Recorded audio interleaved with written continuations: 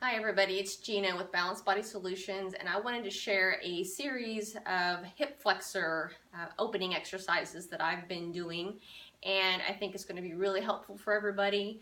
Hip flexors, especially the psoas, could be really problematic if it's tight. It has a tendency to really shift the hips this way and cause your back to be too arched. It can also really kind of draw you forward here if you find, especially if you're stressed, that psoas can kind of kick in and it can really be pulling you forward here. So we want to start with stretching these hip flexors on the front. We want to really strengthen that posterior chain, which is mostly including your butt, but it's going to be the low back as well. So we'll run through these as quick as I can. First thing I want you to do though is kind of the litmus test is you're going to lie on your stomach. You're going to bend your knee, and I want you all the way flat on your stomach. You're going to try to lift your leg, and you want to see how high you can get it. Ideally, you should be able to lift it about 20 degrees. If you can't, or you can barely lift it, that's a pretty good sign that you need a little bit of work with this. Also, I want you to notice what your body might be doing to compensate. So, for example, I am a bit tight here. I'm still working on it.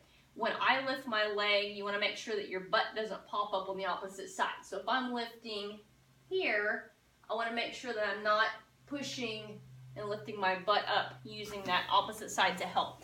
So check that out first and see how you're doing with that and see what your mobility is. And then you can recheck it at the end and see if it's improved any. So the first thing that we're going to do is some what I call hurdlers. So you're just coming over, you're making some nice big circles. You're going to do 10 forward circles, and then you're going to do 10 backward circles. And then of course you'll repeat and do the same thing on the other side. Never a problem if you wanted to do more than 10, not a big deal. All right, next stretch is going to be just a regular quad stretch. The key with this one is butt tuck. So before you do anything else, you want to tuck your butt, and you're going to squeeze your butt muscles using your hand just to help. Pull back, counting 2 seconds, and releasing. Squeeze, pull back, and release. You're going to do this 10 times. So I'm trying to avoid being slumpy here or extending too far here. Just keeping everything nice and tight and pulling back. So after that, we're going to go into the real hip flexors now. So obviously, guys, you don't have to climb up on a table. I'm just making this easier for you to see, so you can just get on the floor for this one. Again, you want to tuck that butt, keep that nice and tight, and you're shifting forward, squeeze in that butt. 2-second hold time, 10 times. After you've done your 10, you're going to add a little bit of a twist into it. So you're going to twist towards the leg that's in front, and you're going to shift again. Squeeze and shift. This just changes it a little bit as far as where you're going to feel it. And then, of course, you're going to repeat on the other side. Now, after you've done that, you're going to get on your knees. You want about a shoulder width distance here, and we're going to just shift back.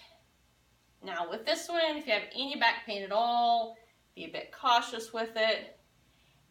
And as with everything else, I'm squeezing my butt. I'm not just leaning back here. I'm squeezing my butt and shifting back. So you're going to do this one 10 times.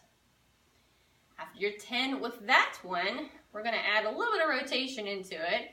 So you're going to lean back, twist. You're going to touch the opposite side heel. So I'm still squeezing my butt as I twist around. It also helps keep me a bit more stable so that I'm not leaning back and torquing my back. So this doesn't have to be big movements, honestly. You can keep it pretty simple here. I do not want this hurting your back at all. So this one again, about 10 times. You can do 5 on each side. You can do 10 on each side. whichever is more comfortable for you. Also, the more you do this, the less repetitions you'll have to do. You'll find that you'll get opened up a bit faster. So after that one, we're gonna get back on your tummy.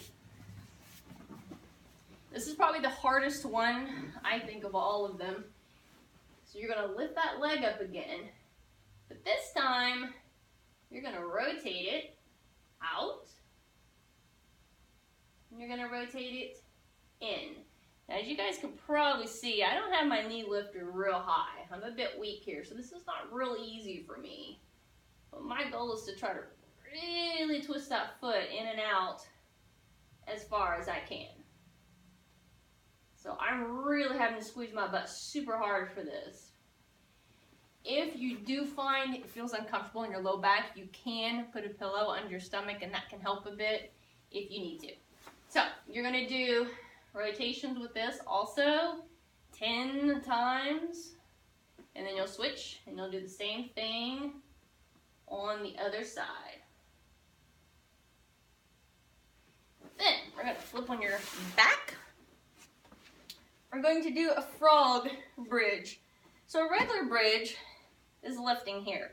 The frog bridge, we're gonna put your feet together and you're lifting with the legs open as far as you can comfortably. If you find you're really tight here, you may be doing a little bit closer together, and that's perfectly fine. But lifting up frog, really squeeze, squeeze, squeeze. This is a bit of an awkward one, but I can tell you it works really well. So this one you're gonna do 10 repetitions as well. Now, after your 10, we're back on your tummy, and we're gonna recheck and see what everything looks like. Ideally, you should be able to lift the leg a bit higher than you were when you first started.